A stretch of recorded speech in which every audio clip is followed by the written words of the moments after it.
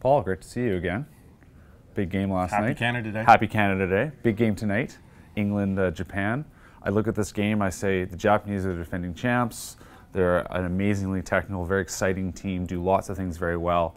Does England have any chance? I know that you have personal bias. Well, you know, I have a feeling still in the pit of my stomach, Patrick, because it's Canada Day, it's the semi-final.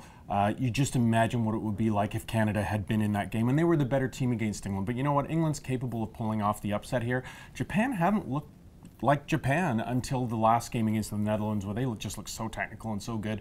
But I think England has a pretty resolute defense. We saw that against Canada. They just soaked up the pressure.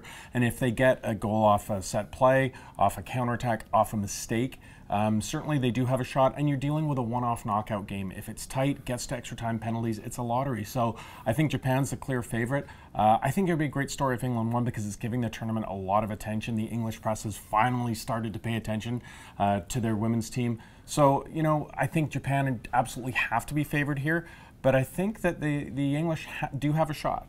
The other thing I'm thinking about, I mean, the Japanese have had their traveling fan base. Yeah. You know, it will be great to see them back at BC Place. The English, you know, I think they've had some fans. Haven't had quite the same kind of impact, though. What about that, the kind of off-field feeling? Do you think that either team will really make a difference for the final at BC Place? Well, I think obviously there's great spirit for the Japanese. I think Canadian fans may feel a little more heartened if England is in the final, because it will make their loss to them be a little more acceptable. But I just think overall we're in for a great semi-final, and I hope that the final on the weekend is going to be a good one too, because it's a lot of atmosphere. You know, the city's going to be packed. A lot of fun. Happy Canada Day, folks.